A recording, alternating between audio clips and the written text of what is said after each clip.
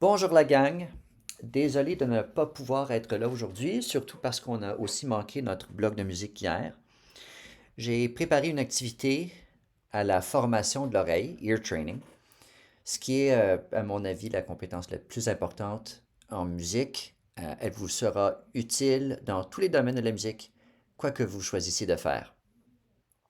Alors, la première chose à comprendre, c'est que la musique n'est pas composée, c'est pas une question de notes. Une note en tant que telle, n'a aucune valeur musicale. Ce sont les intervalles qui font la musique. Une intervalle, c'est la distance entre deux notes. Tout comme vous mesurez la distance en pieds ou en mètres, en musique, on mesure la distance en demi-ton.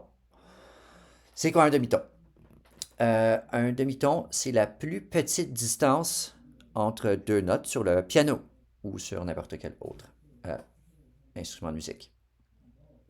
Alors, par exemple, entre C et C sharp, je vais utiliser des mots anglais.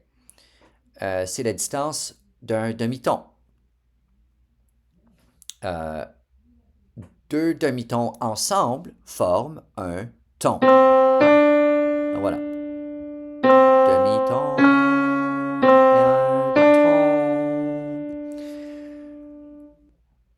Alors, les deux demi-tons ou un ton nous font montrer évidemment d'une lettre, à l'exception de B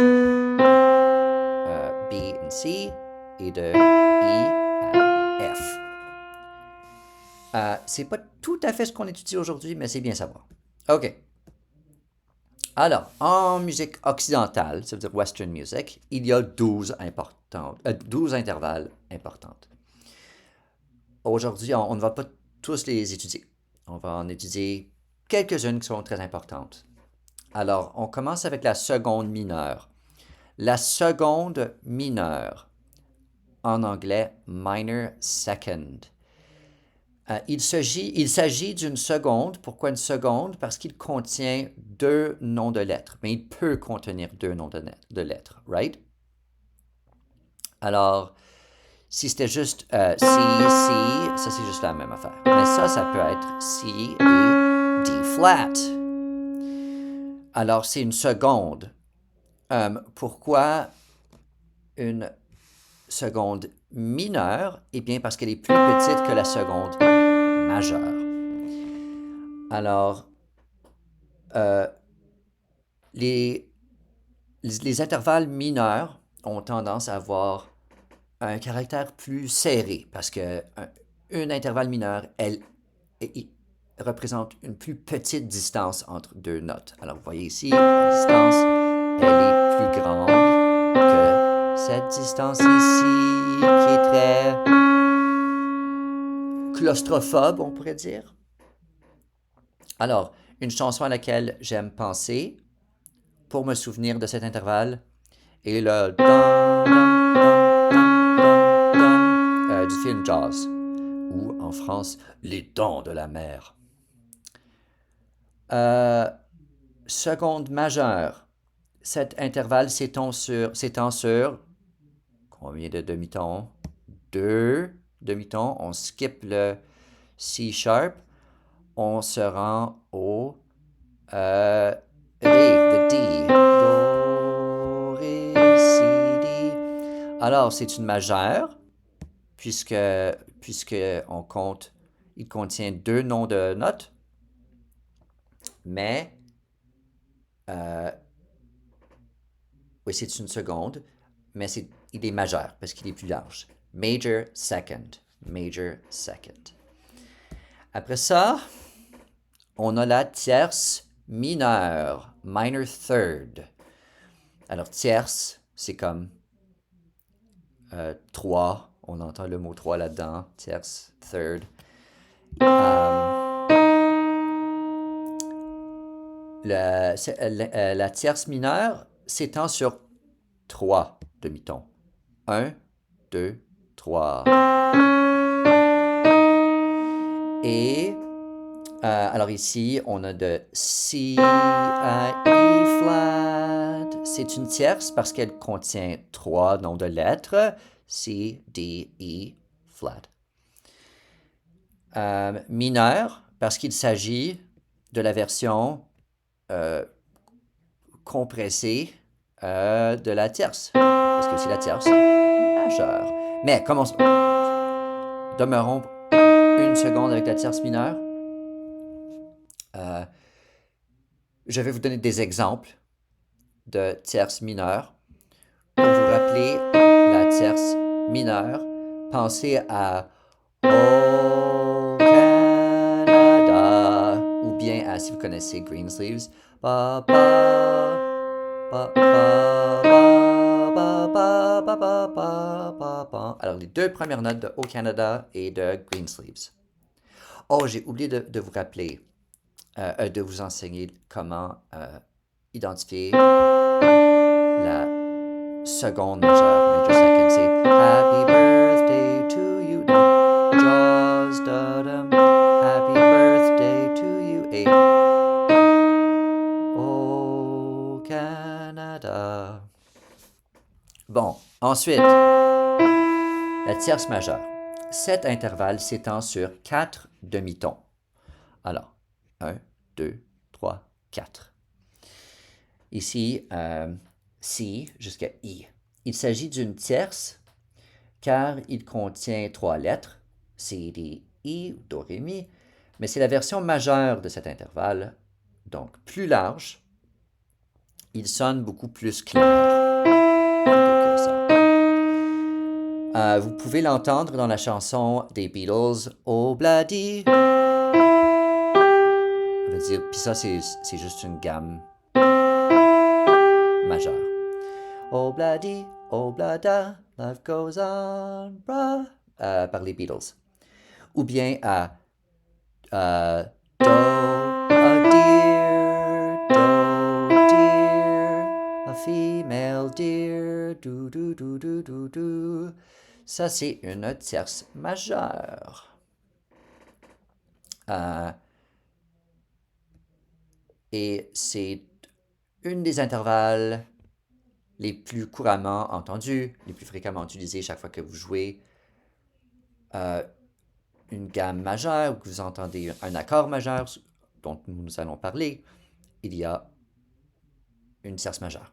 OK, une quatrième parfaite. What's this? Perfect fourth. Cet intervalle s'étend sur 5 demi-tons. 1, 2, 3, 4, 5. Da, ba, 1, 4, do, ré, mi, fa.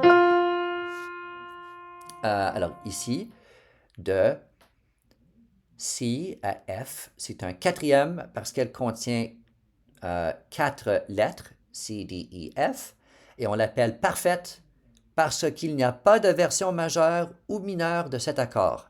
Très important, extrêmement important. 4, 5 et 8. Et, I guess, 1. Mais 1, this is intervalle de 1. Alors, it's like nothing. Alors, 4, 5 et 8 sont des accords parfaits. Elles n'ont pas de version mineure ou majeure. Parce que regarde, à côté de cette belle intervalle harmonieuse, ooh boy, spicy. Tellement que on l'a déjà surnommé l'intervalle du diable, le triton. Revenons à notre très belle quatrième parfaite. Pour l'identifier, écoutez le début de Here Comes the Bride. Cet intervalle a une sonorité forte et stable.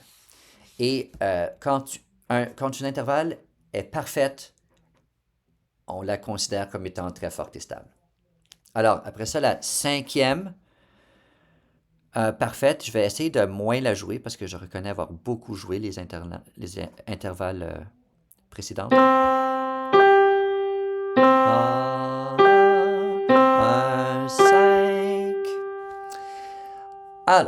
cet intervalle s'étend sur 7 demi-tons.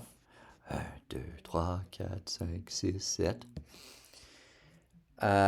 Ici, de C jusqu'à G ou de Do jusqu'à Sol. C'est une quinte parce qu'elle contient 5 noms de lettres. Au cinquième parfaite, c'est perfect fifth. Et elle est également appelée parfaite parce qu'il n'y a pas de version majeure ou mineure de cet accord. Obviously, le triton, là, se trouve entre la quatrième parfaite et la cinquième parfaite. La quinte. Right. C'est parce que cet intervalle se trouve au-dessus de la quarte parfaite et le triton ou l'intervalle du diable. Right. Il s'agit d'un intervalle extrêmement stable qui donne une impression d'audace et de puissance, comme on peut entendre dans le thème de Star Wars.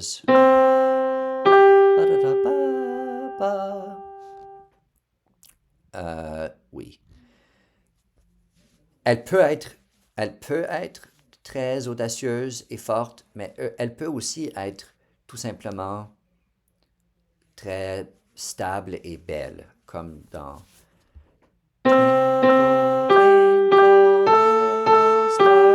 c'est juste une très belle intervalle. Et une octave. Celle-là est plutôt facile à mon avis. Elle recouvre 12 demi-tons, c'est-à-dire tous les demi-tons, 8 noms de lettres, obviously octave, oct, c'est comme 8, et elle nous ramène à la même note. Sauf 2 fois plus haut. Il s'agit également d'une intervalle parfaite. Mais tellement parfaite que quand on les joue ensemble, ils sont si stables, cet intervalle est tellement stable qu'elle sonne un peu vide. Vous l'entendrez au début de Somewhere over the rainbow, chanson que je ne peux pas vraiment chanter. Remarque, je ne peux pas vraiment chanter grand-chose. En tout cas, c'est ça. Là, ma brève explication des intervalles. À tout à l'heure.